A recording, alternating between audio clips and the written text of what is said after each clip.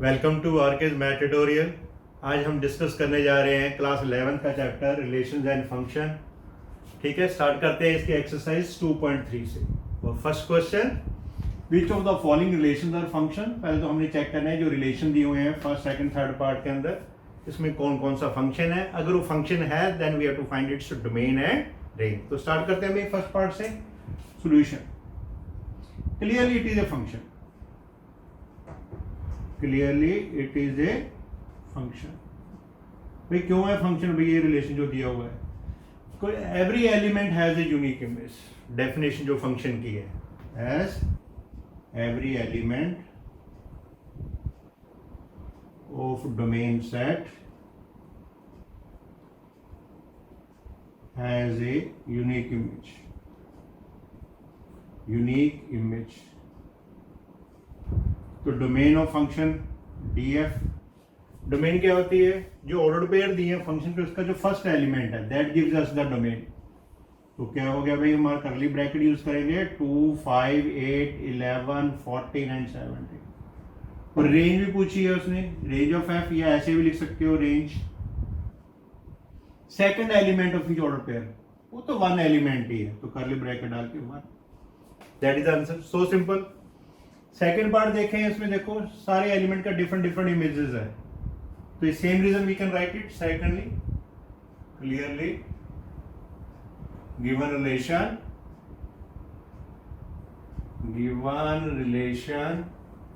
Is a function. Reason वही same, as every element in domain set has its unique image, unique image.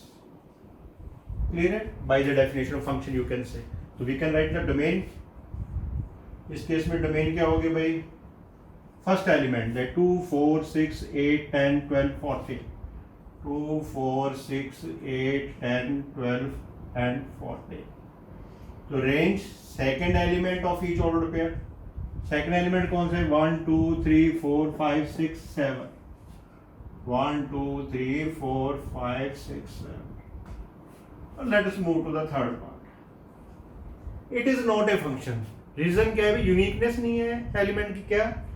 One element का 3 image भी है, one element का 5 image भी है, तो ये तो पॉसिबल नहीं होता फंक्शन के अंदर। तो लिखेंगे it is not a function, not a function.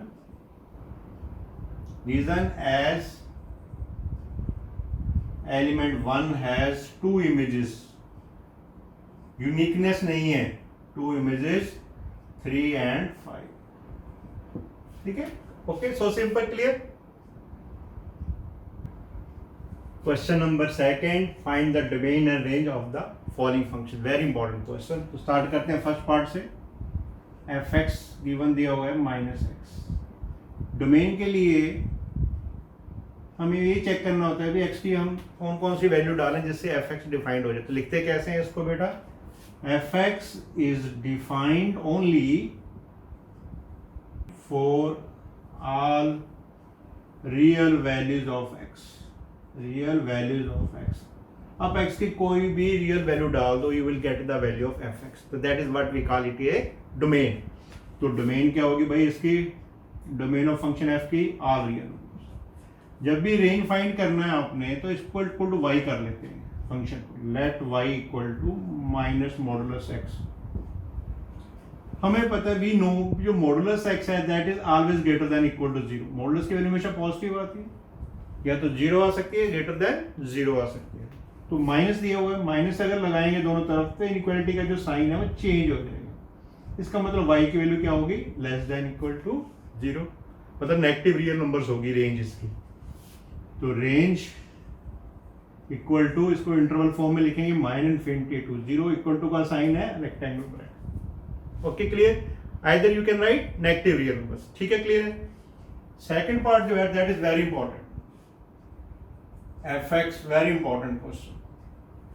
Second part में दिया f x equal to root के अंदर 9 माइनस एफ एक्स। डोमेन की बात करें, एफ एक्स इज डिफाइंड कब डिफाइंड होगा? अगर ये रूट के अंदर जो टर्म है हमेशा पॉजिटिव आनी चाहिए, 0 या greater than 0. Defined only if 9 minus x square should be greater than equal to 0, 9 greater than equal to x square, और उल्टा करके लिख सकते हो रिवर्स ऑर्डर में, x square is less than equal to 9. Square root नहीं find out कर सकते, modulus x square less than equal to 3 का square, now we can take the square root 3. Modulus x की एक प्रॉपर्टी है linear equality के अंदर, modulus x less than equal to some number होता है, it lies between minus value as well as plus value, -3 and +3. तो यही हमारी डोमेन है बेटा, -3 to +3. रेंज की बात करते हैं तो पहले इसको y के इक्वल सपोज करेंगे, let y equal to 9 minus x. Root के आगे प्लस साइन है, इसका मतलब y की जो वैल्यू होगी will be always greater than equal to 0. तो पहले तो यही लिख लो कि y should be greater than equal to 0. Squaring both side, y square equal to 9 minus x square, x square equal to 9 minus y square. x square तो हमेशा greater than equal to 0 होता है, तो 9 माइनस y स्क्वायर भी greater than equal to 0 होगा. Same procedure यही है, देखो 9 माइनस एक्स स्क्वायर. तो सेम स्टेप्स फॉलो करोगे तो आपके पास आ जाएगा modulus y is less than equal to 3. तो y lies between -3 and +3. Okay clear है. पर हमने तो फर्स्ट स्टेप में हमें पता था भी जो y की वैल्यू पॉजिटिव आएगी, y should be greater than equal, मतलब नेगेटिव वैल्यू नहीं आ सकती. इन दोनों का अगर आप कंबाइंड करते हो तो we will get y lies between 0 and 3. तो यही हमारा आंसर है, जो रेंज आएगी हमारे पास that is 0 to 3. Okay clear. Next question की तरफ. फंक्शन गिवन दिया 2x - 5 and we have to find the value of f0, f7 and f-. इसको मार्केट 1 कर लो. फर्स्ट पार्ट के लिए हम क्या करेंगे, x को 0 से रिप्लेस कर देंगे, put x equal to 0 in first. तो f0 2 into 0 -5, 0 - 5 -5 आपका आंसर. सेकेंड पार्ट के लिए f7 चाहिए, put x equal to 7 in first. तो f7 की वैल्यू क्या आएगी हमारे पास, 2 into 7 - 5, 14 - 5 9 आंसर. थर्ड पार्ट f-3 चाहिए, put x equal to -3 in first. तो f-3 की जो वैल्यू आएगी 2 into -3 -5 -6 -5 -11 is the answer. Okay, so simple. Same way second question जो है fourth one, temperature in C मतलब Fahrenheit, C temperature is in degree centigrade. Okay clear है. तो हमने वैल्यू फाइंड करनी है 0 पे. अगर टेम्परेचर 0 डिग्री सेंटीग्रेड है तो उस समय टेम्परेचर फॉरेनहीट में क्या होगा. ओके क्लियर हो गया. तो पहला केस को भी मार्केट 1 कर लेते हैं. फर्स्ट पार्ट के लिए क्या करेंगे, when c equal to 0 from first t0 equal to 9 into 0 by 5 plus 32 और 0 plus 32 that is equal to 32. Fahrenheit के अंदर आया है डिग्री फॉरेन हीट, क्योंकि फॉरेन हीट के अंदर टेम्परेचर TC हमारा. सेकेंड पार्ट T की वैल्यू अब क्या है, C की वैल्यू क्या सब्स्टिट्यूट करेंगे 28. When C equal 28 from first, तो T28 की वैल्यू आएगी 9 into 28 by 5 plus 32. Okay clear है. इसको मल्टीप्लाई कर लेते हैं. मल्टीप्लाई करेंगे we will gate 252 by 5 plus 32. इसको डेसिमल में ब्रेक कर लो बच्चे. 5 5 25, 0 50.4 32, 82.4 हमारा आंसर आ जाएगा. ओके क्लियर है. सेम वे थर्ड पार्ट अगर आपने करना है तो हम सब्स्टिट्यूट करेंगे व्हेन c इक्वल टू -10. तो t -10 की वैल्यू यहाँ सब्स्टिट्यूट करेंगे. c की value 9 into -10 upon 5 plus 32, 5 2s are cancel, 9 into -2 plus 32 -18 plus 32. I think 14 will be the answer. Okay, clear है. लास्ट पार्ट इंपॉर्टेंट है हमारे पास. व्हेन TC इक्वल टू 212, फिर TC की जो वैल्यू आई आप यहाँ सब्स्टिट्यूट कर दो. फोर्थ पार्ट TC 212, तो 212 equal to 9C by 5 plus 32. अरे 32 इधर माइनस करेंगे, 212 minus 32 equal to 9C by 5. Next step क्या होगा, इसमें माइनस करेंगे I think 180 equal to 9c/5।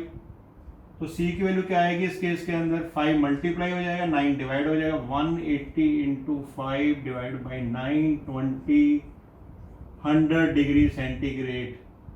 अगर टेम्परेचर 100 डिग्री सेंटीग्रेड होगा उस केस में जो फॉरेन हीट के अंदर टेम्परेचर आएगा equivalent, that will be 212। Okay, clear. Next question, fifth, function given दिए, we have to find the range. तो फर्स्ट पार्ट से स्टार्ट करते हैं। इसको वाई सपोज करना है हमेशा जब भी रेंज निकालनी है। एक्स की वैल्यू निकालेंगे यहाँ से, तो 3x लेफ्ट साइड में ले आते हैं, प्लस हो जाएगा, y राइट साइड में जाके माइनस। तो x की वैल्यू है 2 माइनस वाई अपॉन 3, और x की वैल्यू गिवन दी हुई है, x इज ग्रेटर देन 0।